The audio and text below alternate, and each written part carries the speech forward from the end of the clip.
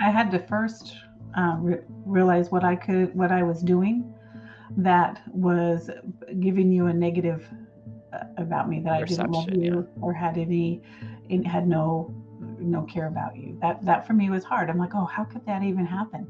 But I had to look at myself. Well, how have I been responding? How have I been available? How have I nurtured this relationship? Especially we're family, and to me, a family is should be a close relationship. I know it's not for everybody, and I'm still working on some of those areas of my family that have kind of slipped away. But I desire to have that closeness again. So that was the first thing, and that was me, because I get to control how I respond to my family members, the people that God has put around my life, my friends, my neighbors, whatever. So that's just about me. I can't expect everyone else to change so that I can like them or interact with them or whatever. So that was the first thing, was figuring out how I was putting off a vibe that was not approachable. And that was hard for me to realize.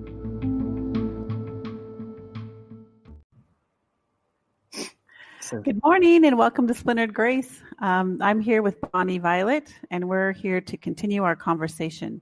Just a quick reminder, me personally, I'm a conservative Christian woman, and I'm having a conversation with someone that I love very much.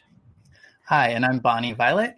I'm a transgender queer drag queen living in San Francisco, and Tina's my aunt. I'm really excited to have this conversation today. That's awesome. So last week we kind of did our first leg, and I thought it was so awesome. So I know these things, but it doesn't really hit me until we talk about them. That I'm going through pictures last week, and we grew up literally on the same corner in the same town. We graduated from the same high school, and it's so amazing to me how all that played out. And as much we had as far as a foundation that's similar, how amazingly differently we both turned out. That just kind of blows my mind. Yeah, definitely. I think there were times I thought we were definitely more similar, just as far as like our parents' support and that sort of thing. But then I didn't realize, I didn't think about you living on the same corner, and I didn't realize that you had taken me at such a young age to church. For some reason, I thought I was a little older. Isn't that funny? I think it's good to have conversations like this. And it just keeps everything fresh. The Bible says that we should pass down from generation to generation and tell the stories and have these opportunities to continue the conversation, which is another reason I think it's important that families stay connected. So anyway, I thought it was pretty cool. And so go ahead. And folks who are watching, feel free to ask questions or comment as we go along. We are able to see that, whether you're watching on we're just on Facebook right now, but feel free to do that. We'll go ahead and start this conversation. Did you want to get us started, Tina, or should I? I'm happy to. So as we shared last week, both of us ended up moving to Arizona. I went first with my family at the time and kind of got grounded a little bit there. Figured out some things about life, figured out a few things about the kind of life I wanted to live. And so I was in Arizona, I think, gosh, you didn't come down till when, 98, 99? Well, actually, it would have been the summer of 97. I graduated in 1997, and I got out as soon as possible. So yeah, just like me. Imagine that. Yes. Anyway, so I had been in Arizona for about 10 years. Mm-hmm. So during that time, I had, as we talked about last week, 4 beautiful girls that I was raising. I went through a divorce during that time, and I was starting to get my bearings about who I wanted to be, what was important, how to take care of myself on my own, how to do all of these amazing things. And I ended up in a town called Levine. And it's so funny because I go over there now and it's so different. It's so built up. It wasn't built up at all when I was there. And I found this beautiful old house that was in bankruptcy that I was able to secure. 2-story, beautiful home for me and my girls. I think I was living with a gentleman at the time. Was Joe there when you came? Yeah, Joe was there when I moved in. Yeah. So I was living with a young man at the time, and trying to figure life out. And I was really far from being happy. It was a little bit crazy around there. Kids, work, new relationships, my first, my second home that I had purchased, but it was way too much home for us. Yeah, it was a lot. It was a huge home. I got to have like a master bedroom, which was fantastic. I mean, it was, and for it being in like South Phoenix, which is like still part of the city, it did kind of feel a little rural, like it did. It was out of town. I actually worked at a bar down there in South Phoenix off of 7th Avenue and Dobbins. And that was my income down there. So it was interesting. So I went from a Christian that was on fire for God. I moved with all this hope and excitement. And then I kind of got beat down a little bit. It's amazing how, as people of faith, we still live life just like everybody else. And the choices that we make over time sometimes go back to the familiar versus what we're reading in what our Bible says. Yeah. So I always try to remember that when I'm dealing with people that are people of faith, to not put them in a different category as just people. Because I remember thinking Christians should act this way or that way or the other way. But when I became a Christian, I realized how hard it was to act this way or that way or the other way. And I thought, oh my goodness, I've been holding people to a standard, thinking that they had this magical ability to no longer do the things that I thought they shouldn't do. Right. And then I realized that, yeah. And did that kind of come from like for me, did that come from a space of feeling like you were falling short as a Christian? Well, it depended on which, depending on how I looked at it. So right. I found that for me, okay, so let me just back up just a tiny bit. Mm-hmm. When we're new believers, the first thing we look to, and I know at least for me, was that all the things that we thought growing up and was taught or even experienced that Christian people are. And so when I first gave my life to Jesus, I stepped into a legalism of what Christians should be. I'm not allowed to cuss now. I'm not allowed to smoke. I'm not allowed to drink. I'm not allowed to, whatever those things. I had this whole list of don't do's. Mm-hmm. And so it was really challenging. So I was trying to not do all those things because that was what we're supposed to do. And that's how I perceived Christianity, in addition to all the Christianese that I learned over time. So when I moved to Arizona with all this high hopes of stuff, I realized that, it wasn't that easy. One, I didn't have the ability to just not do these things that I had been doing. But I really had to question, what is this really about? What is Christianity really about? It's not about being perfect. It's not about a not to-do list.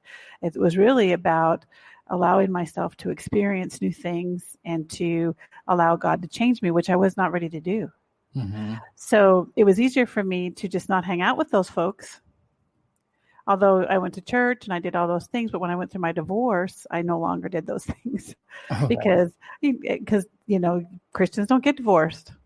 Right. It's kind of like that's the way we were raised.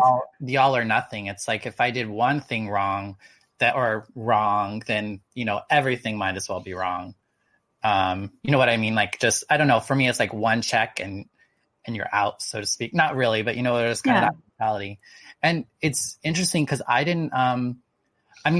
Like when I moved out there and lived with you, you were really involved with church. Yes, you just went through the divorce. You were super involved with like Bible studies and things like that. And so I saw you as like this Christian person because that's all I ever knew you as, really. And then I did see you kind of going through some things, and I was kind of confused about how someone can be a Christian and then also have these sort of things going on in their life. But that also showed me that that's what can be happening, right? Like it doesn't have to be that you're perfect and that you have it all together. Because when I got there, we went to a church together. We went to the River of Life Church, which was a humongous church compared to anything I'd ever been to before. I mean, there were 1,000 or so. Oh, there was a lot. Yeah, just in the congregation on Sunday. Yeah, it was a lot. Yeah, and that was just a place that I felt, and I have to be honest, it was a place I could be lost in the crowd. You know what I Mhm. mean? There were so many people there that I really didn't have to be connected to anybody. So I could still have that baby experience that I had. You know, I can still get the rah on Sunday with the music and the teaching that I enjoyed, but I didn't have the uh, commitment level to be a part of engaging. You know what I mean? I didn't have any accountability, which is how we grow. I didn't have to do any of that. So being in that big mega church at the time was perfect for me because me and the girls could come in and you could come in. We can do our little thing on Sunday. We could go out and then we can come back and do it again next week. So it was just really, it was different. I'm grateful for it because I could have went totally off the edge the other way, but I think it kept me kind of grounded a little bit, so I didn't totally turn my back on my commitment to Jesus. Yeah, and I got involved with that church a little. I think maybe I don't know if a little bit more, but my feeling was I got fairly involved because I started doing like theater. Mm-hmm. They did a lot of like big theater productions that sometimes had like Yeah. and like all this sort of stuff. And like I remember like wanting to do it because like back home I was like, I was like the eldest in church, so I always got to play Jesus and Joseph and all like the star kind of roles. And then I got there and I was just like, oh my gosh, I don't know what to do. And I remember getting cast as I think it's just kind of a little ironic right now, but I got cast as like an ultra masculine person. Like I remember it was like a Tom Allen from, like Tim Allen or whatever from that Home Improvement show or whatever. But they like wanted me to like grunt and be all like extra masculine. And I was so bad at it. Like I just I felt really uncomfortable about it, I think for one reason, but it was a really cool time to kind of like lean into a lot of discomfort, but you kind of like you said, I just, church was always a place that I could go and like feel safe and like, I don't know, just a little bit more social and a little bit more like just comfortable in myself. Yeah. And so that it challenged my comfort a little bit, but like in all the good ways. I was still really committed to being a Christian at that time of my life. And it just kind of helped me lean into some things a little bit. Yeah. Yeah. Go ahead. No, I was just going to say, which kind of started then, like leaning into like, for me, my sexuality, started to come into play for me personally. I don't know that you were aware of it. But like, at least I didn't think anyone else was aware of it. I thought I was like coming to this understanding of, my own sexuality. And I had an experience when I was 16 with a man. But like, because I was super involved in church at that time, I really felt, and it was such like this natural experience that just kind of happened. It felt very natural to me at the time. I almost felt it was like not natural. It was just this weird sort of like, pull that I had when that happened, because I was not a very sexual, young person, I know some people get, sexual a little younger. I was not that person. I ended up like, it was like oral sex or whatever at 16. But I remember thinking like, oh, I don't know why that happened or should that have happened. I remember telling one person that it was with a man, but I said it was with a girl. And like a cousin of mine, I told him that's what happened. But I really kind of kept it to myself and then just kind of went to church more. Cause I wasn't sure if it was a good thing or a bad thing, to be honest with you. And I think I was leaning more toward like, maybe this wasn't good. And so then when I got to and so I kind of didn't think about it again until I got to Arizona. And then when I got to Arizona and had some opportunities while I was going to tech school and stuff, that, I just had these desires and these curiosities, about men, that I hadn't really explored before. And I felt like I had an opportunity to kind of do that. And, I remember like back at that time, I would meet guys on a phone chat line, like it's called like Megaphone or something like that. And,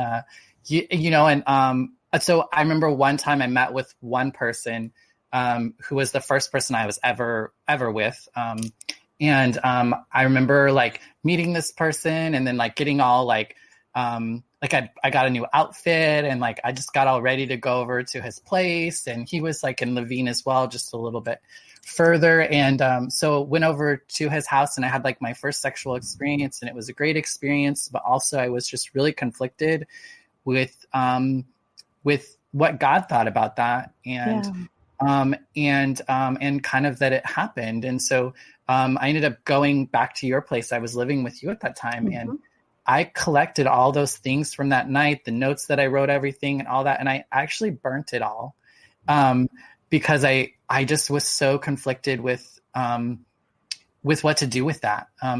Somewhere I had been told that wasn't right, that was wrong in some way. I don't even think I recall anyone ever telling me. Well, I mean, I heard a lot of people called faggots, and heard a lot of like derogatory things said about gay people growing up, but I never really, I don't know. I just always knew it was bad, I guess. And so then that kind of went away, and I dated a girl, and I dropped out of tech school, went to Grand Canyon University, where I wanted to do Christian studies. I felt called to be a youth pastor and work with theater with young people. I dated my first semester there. I was also dating a girl that I was working with at IHOP in Ahwatukee. I was the graveyard shift manager, and that was a fun experience for 18 and 19 years old. And Stephanie ended up dumping me in like January of 90s, or I guess it would have been 99. And she dumped me because I wouldn't have sex with her. I just had no sexual desire to be with her in that way. We made out, and I loved her deeply, and she had been in kind of a not so great relationship that she kind of left to be with me. And so we had like a really great friendship, but it just wasn't there for me in that way. And when she left me, she was really hurt. And I felt horrible, because that was the last thing that I wanted to do, was be responsible for somebody's pain. And so that's when I decided. The next month I turned 20. And that's when I just came out to myself that I was gay. I didn't tell anyone that at the time. And I got a job at a gay bar to learn how to be gay. I guess. I mean, I didn't have any reference from it. So I started working at a gay bar. That was in February of 99. And then I told you, I mean, I got diagnosed in May, which is just like 3 months after, 3 months later, 3 months from then. I was diagnosed with HIV, but I felt like I had told you that I was gay before I tested positive. Is that correct? I think we had a conversation, but I'm not sure that I believed you because all I had referenced was that you had this long-term relationship with this girl, and that you were trying to figure out who you were. And I thought maybe you were just sad from the breakup. So I wasn't sure that I believed you at that time.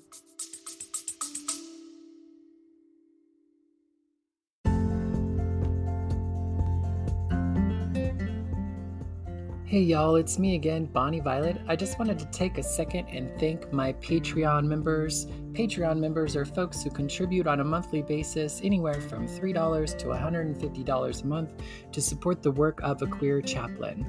Big shout out to Victoria Thompson, Jason Brandt, Brandon Stanton, Kim Silva, Brandy McCarg, Randy Sandknot, Bob Kaiser, Joey Heckmeister, Violet Rhiannon, Gabriel, Jonathan, Petrick, and Todd Atkins Whitley. Thank you so much for your continued contributions. And if you're interested in joining the Patreon, just check the link in the description. Go to patreon.com/Bonnie Violet. Thanks so much. Bye-bye.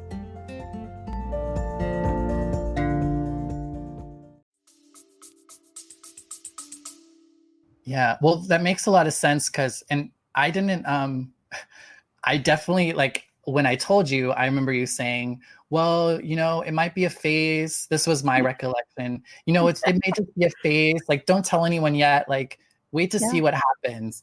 And that devastated me, to be honest.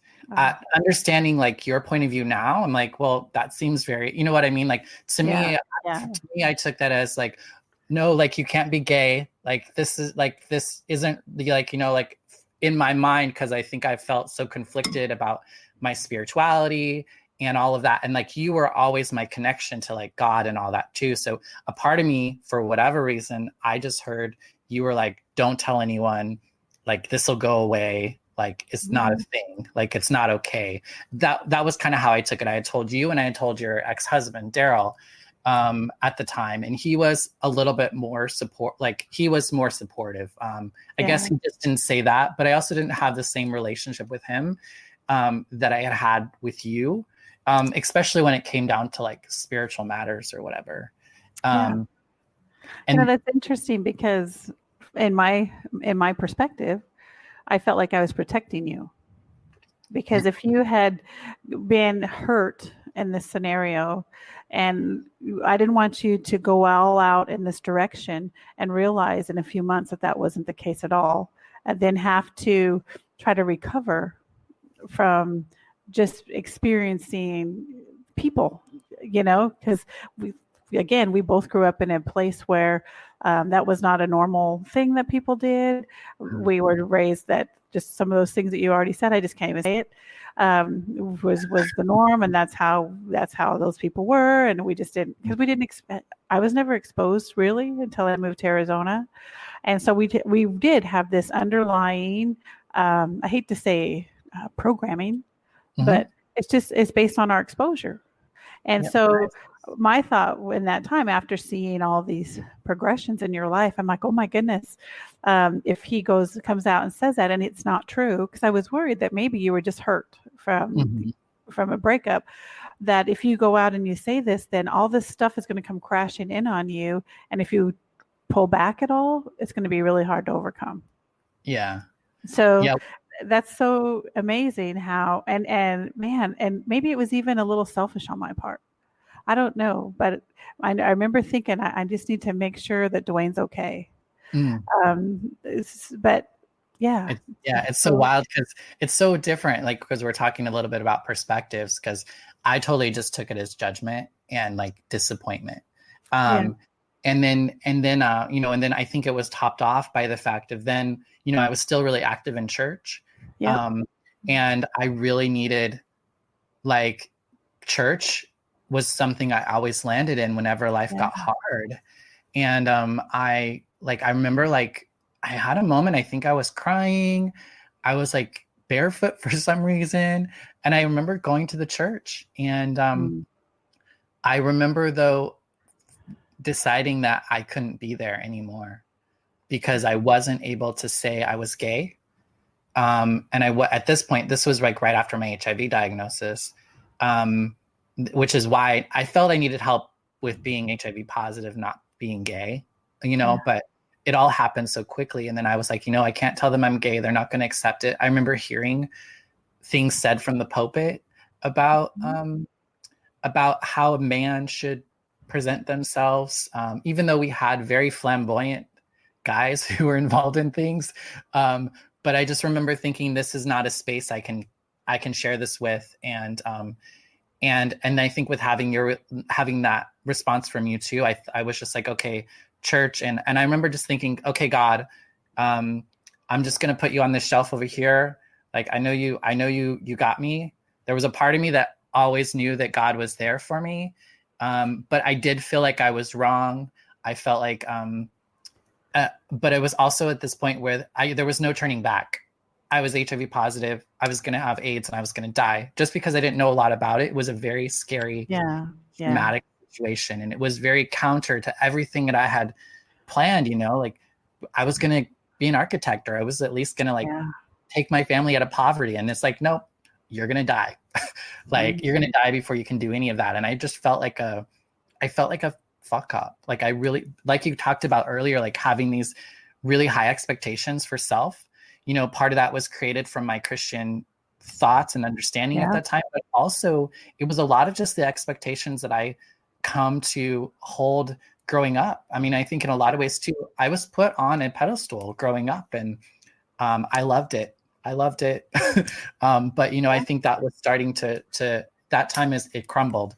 And at that time, that's when I also, I made the very conscious decision to start using drugs at that time of my life too, because I couldn't. Did you do that, you think, to help you find some peace? I did it to soften the blow of life. I had really felt like I had fucked up and there was nothing I could change that. And I couldn't accept that. It hurt too much to think about all that all at once. You know, I was just getting ready to move out to LA because I had quit Christian school just before I came out as being gay. And I was moving out to LA to do acting and modeling. It was right around that time that I was planning on moving when I got the diagnosis. And then basically I just said I didn't feel pretty anymore. And that's how much it really just kind of cut me. People used to say I had such poise and confidence and like beyond my years. I always looked really, really young.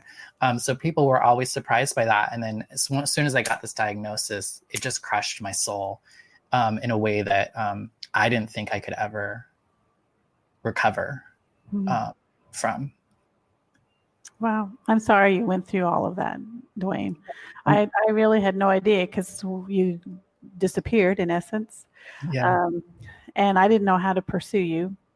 And quite honestly, I had so much garbage going on in my own life that I was struggling just to deal with myself and my girls and the responsibility that I had. So, you know what, when I hear all this, it just blesses me. I just have to tell you, not all your pain and your suffering, but that here we are. Yeah. All that stuff could not keep us from that connection point, that original connection point that I believe God gave us. Yeah. That God gave us. And, you know, as I was listening to your story and understanding your perspective, I could see how the enemy worked so hard to destroy the things that God put in us. Because I think, Dwayne, every dream that you had, every aspiration you had, every desire you had, I believe it's still available to you. Yeah. And I feel like I've achieved it in a lot of ways too. Yes, like exactly. I can look back now and like see my life because I'd always felt like I was going to it was like in little kid terms, but like I was going to save the world and I was going to save the world for Jesus, you know, like it was going to be a big thing. Like, and like, you know, like I can look at it now and be like, actually like a big part of my life has been of being service to people. And I was working with young people initially a lot with HIV and AIDS. And, you know, now I can say for me, it was a very spiritual, like a big part of my spirituality is like being able to, I guess, help people along. Like, you know, I think I got enlightenment, not just for me to have enlightenment, but for me to bring people with me. And the way that I'm able to do that are by my I guess things that had once been seen as deficits or failures or disappointments or I don't know what you curses, however way you want to call it, but being on the other side of it, they're assets, you know. Yeah.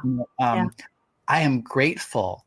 I'm so grateful that I had drugs and alcohol because they gave me life and they gave me a way of living. Like I had joy and happiness in a time in my life that I desperately needed it more than I'd ever needed it in my life. And I was not able to do that on my own. And I was not able to access God, unfortunately, in the way that I had at that time in my life. So, you know, drugs and alcohol became my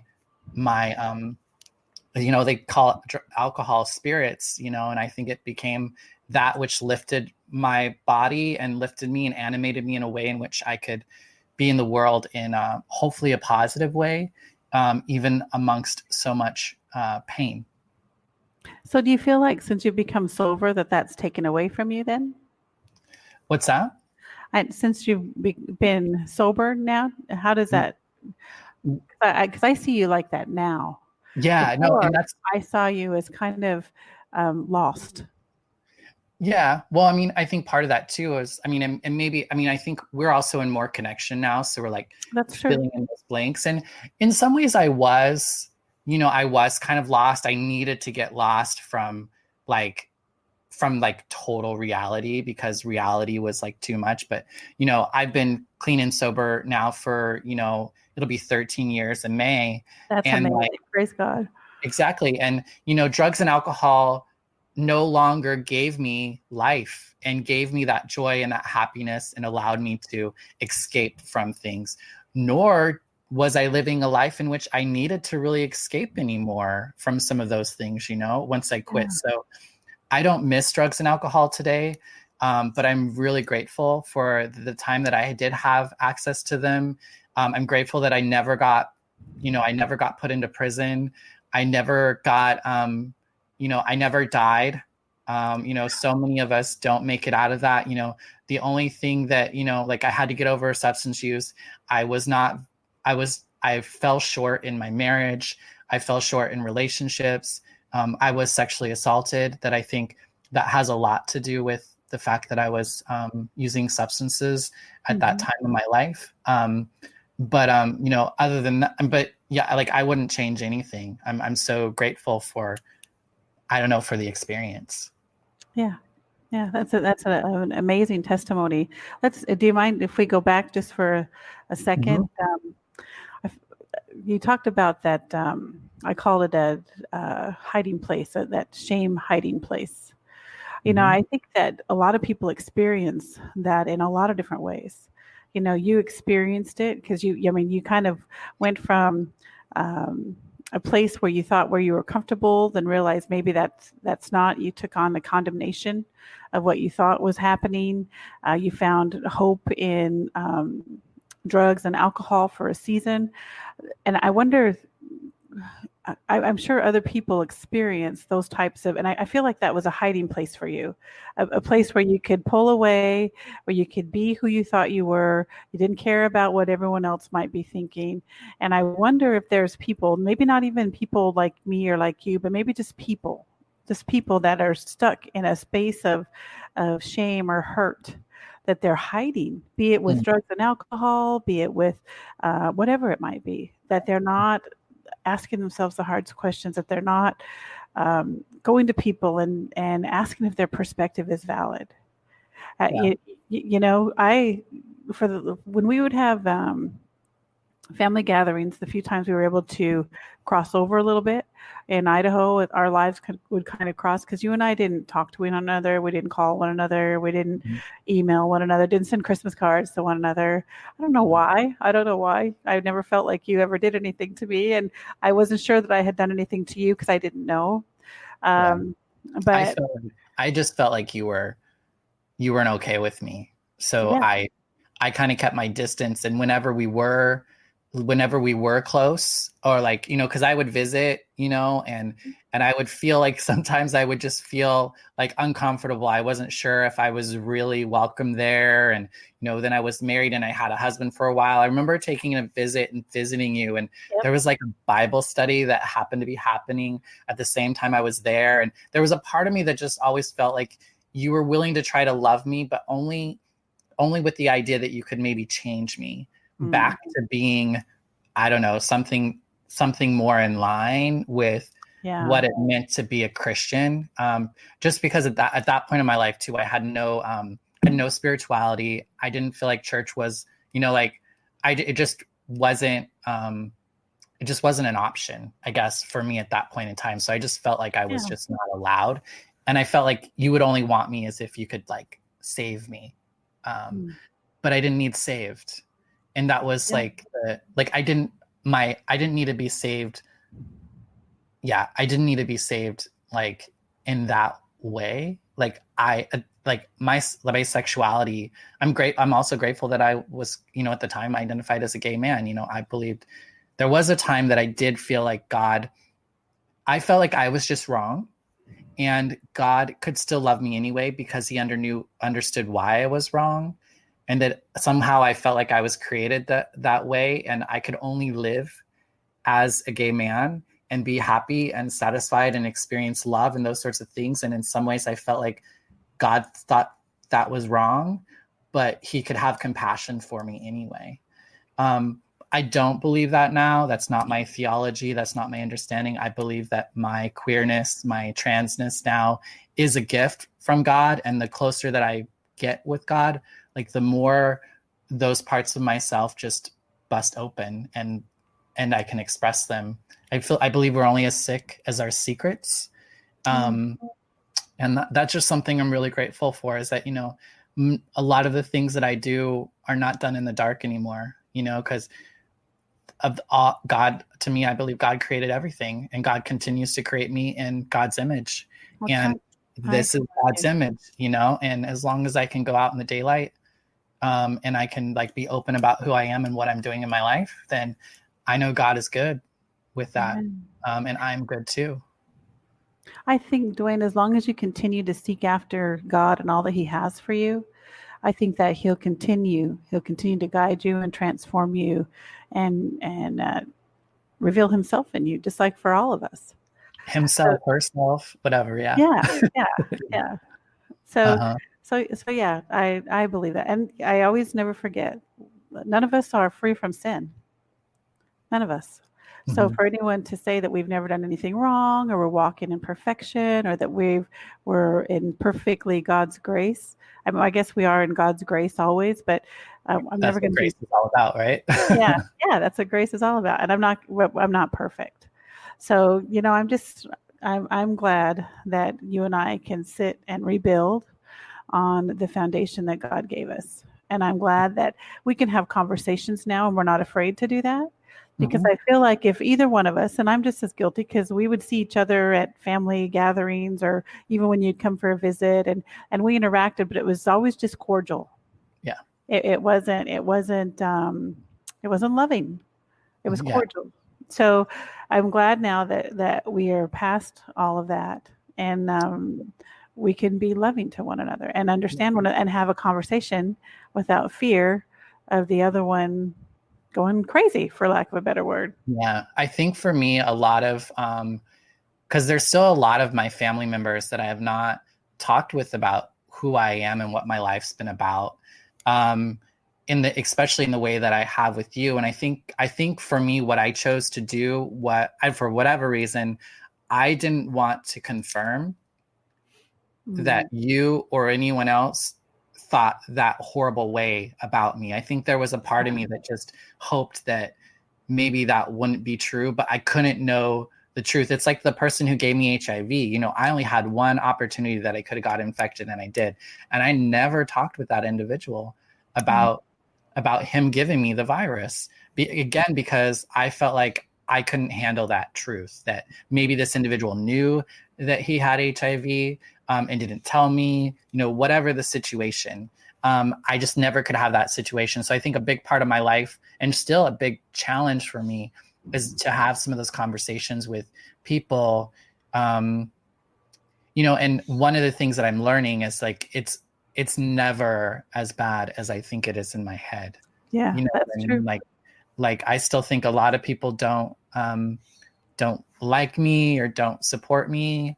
But it's just not true, because their actions and the things they invite me to, it's just not true. But for whatever reason, I still kind of have that, you know, that's something I can give to God, and God can help me through.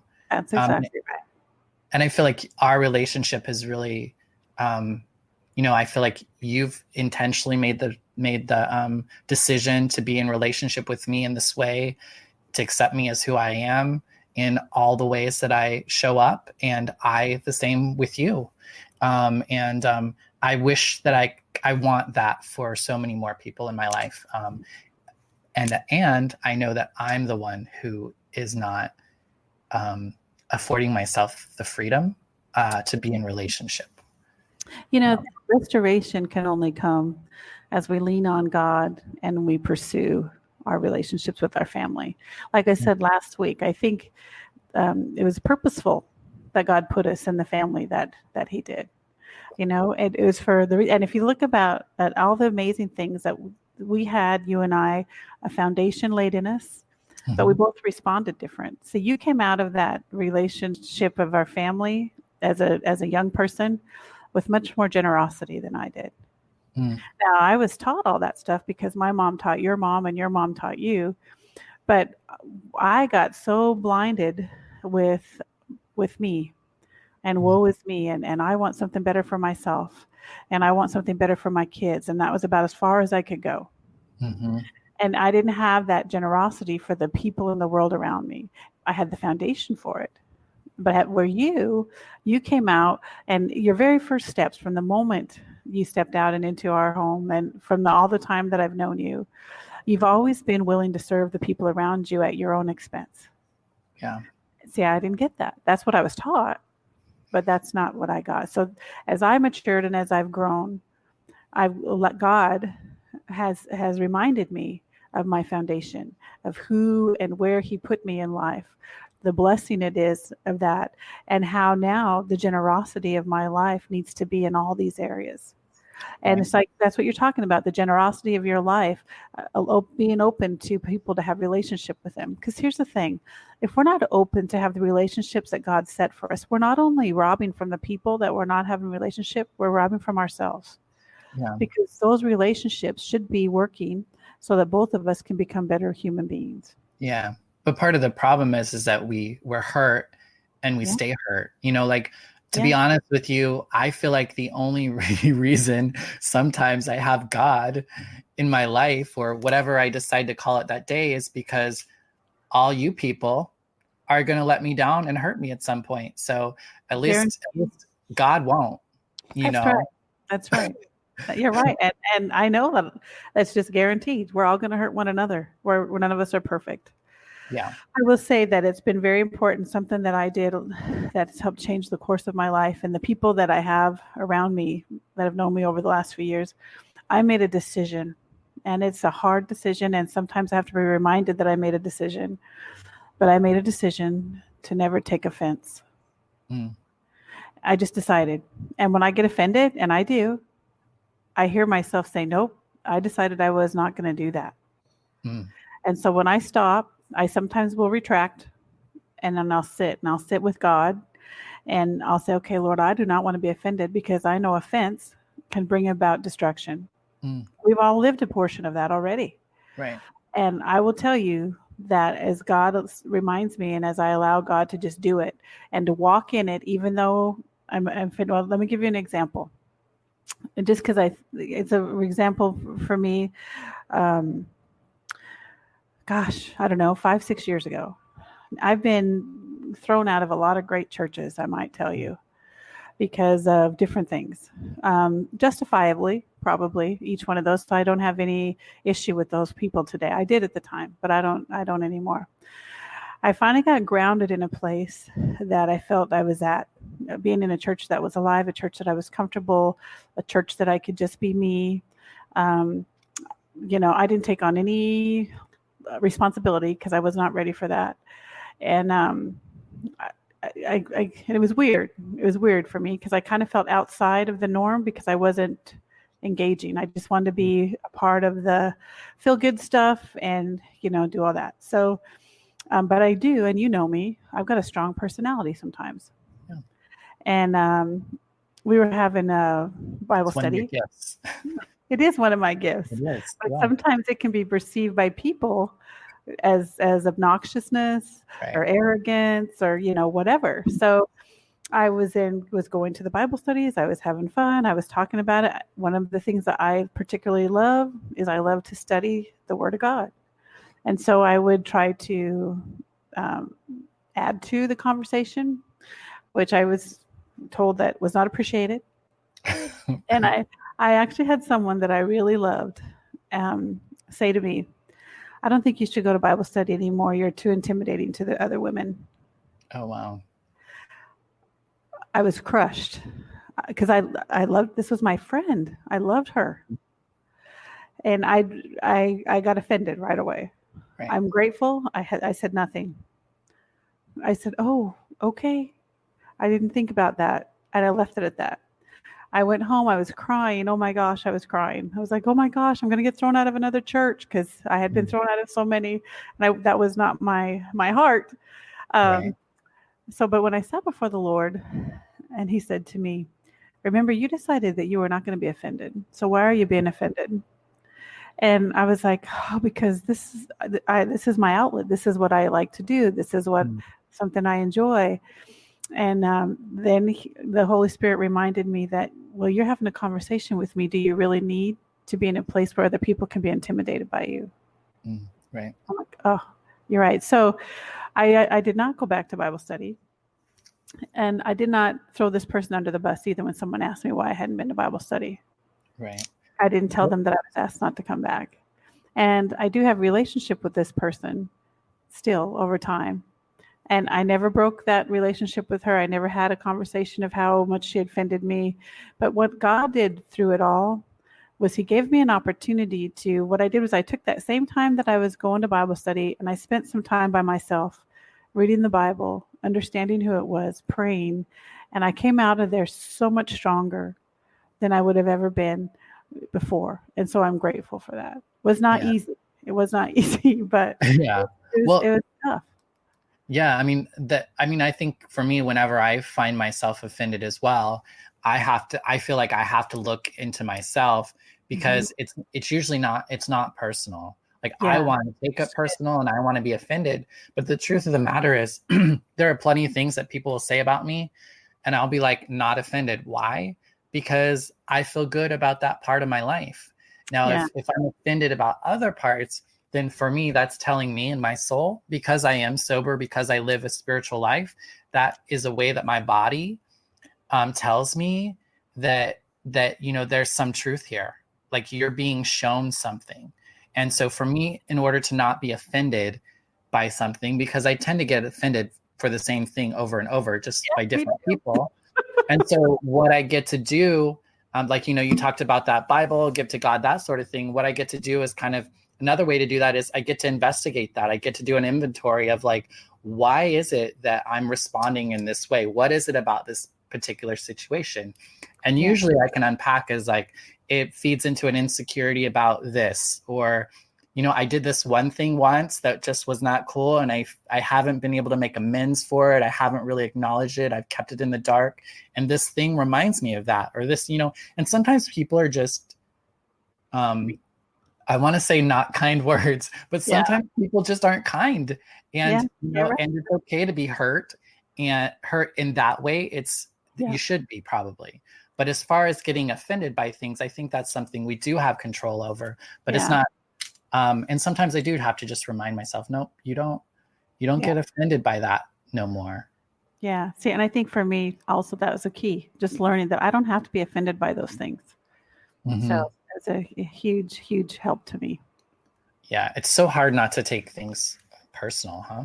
It is very hard not to take things personal, especially if there's someone that is trying to be hateful or mean. It's hard. I just have to remind myself, nope, that's not who I am, because I need to know who I am. And I know from what the Bible tells me who I am. And so I'm not going to believe any of that other stuff. Right. Well, I mean, one of the things that is kind of coming to my mind here is just I think one of the things that we've maybe needed, like a tool that I have to be in relation with people who are different from me, usually comes down to language, right? Like it usually comes down to the words that we use that might be different in different social groups or different settings, whether it's a church, whether it's a therapist, whether it's a group, whether it's like whatever. To me, I believe a lot of this stuff is some of the same. And one of the things that's been helpful for me is to allow somebody to say the word that they use, like say God, for instance. God, sometimes I say God and I'm good with it. And it's sometimes maybe even your God, right? And other times it's just a word that I use, like just me saying God, I have my understanding of that. You have your understanding of that. And so does somebody else. And somebody else could call it, I don't know, anything else. And I could just say, okay, that's what I think God is. Or I would say, like, one of the things that came to mind was that you had said earlier. And I think that's the challenge that I think that we have to have, or that I'm really trying to do, is trying to be okay with people using different language and different words. But I think part of that is I have to know your heart. Like I know your heart, you know my heart. So I know that anything you say is not meant to be harmful or hurtful, that it's out of love, and like we're human, like all that sort of stuff like that. So I can feel like I could connect in those ways. And I think those sorts of things could be helpful in dealing with different people. Absolutely. In a number of different ways, whether it's with body language or how we show up in the rooms of places, you know. One of the things I was curious about, just because it kind of came up, was you had used the word sin. And I was curious if you could, since we're talking about words and definition, what does the word sin mean to you? Sin to me is anything that keeps us out of God's plan.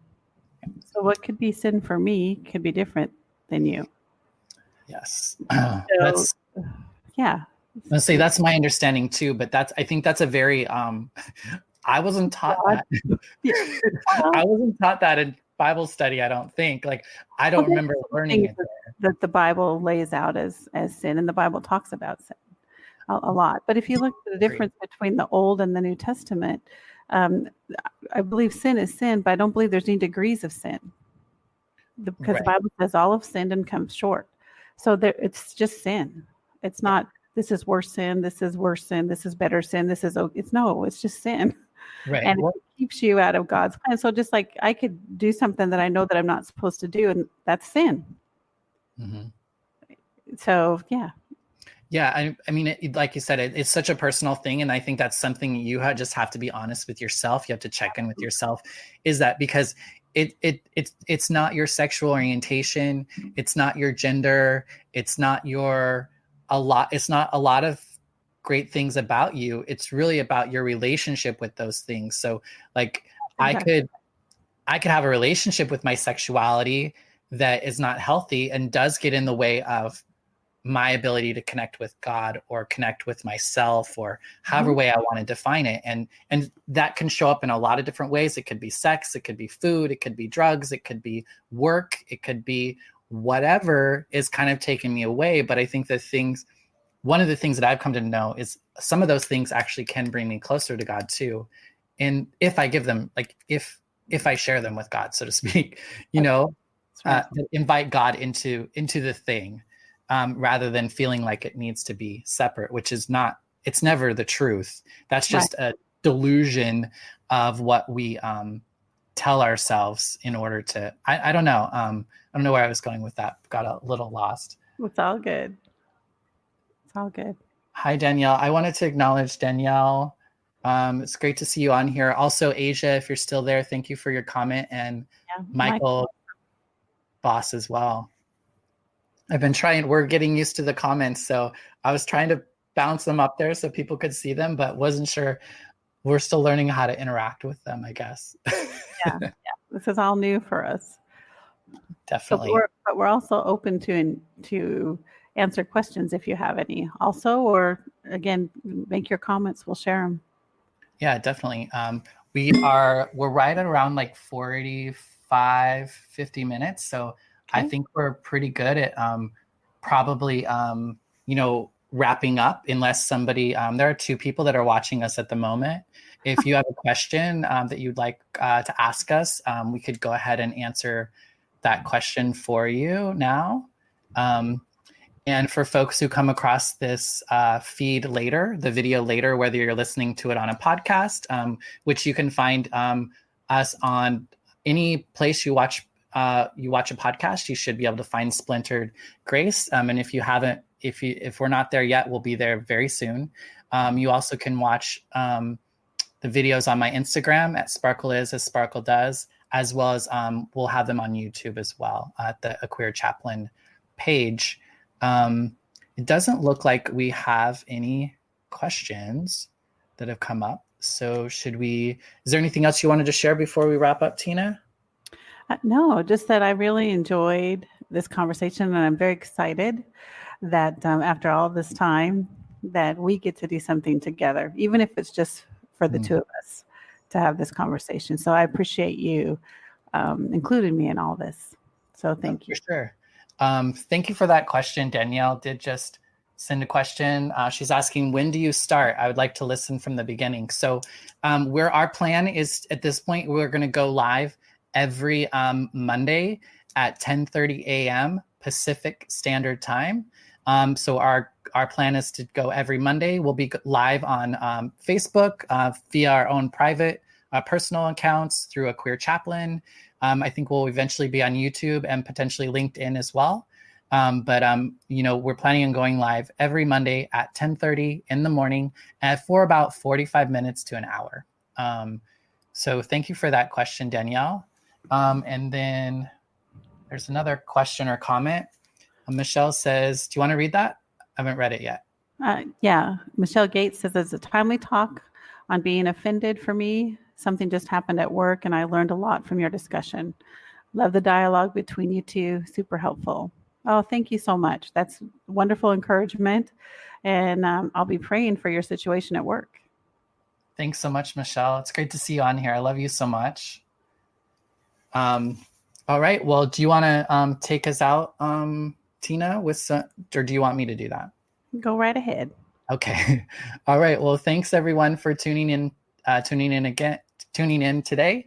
And until next time, take care. Thanks so much again, Tina. Bye-bye, everyone. Mwah. Mwah.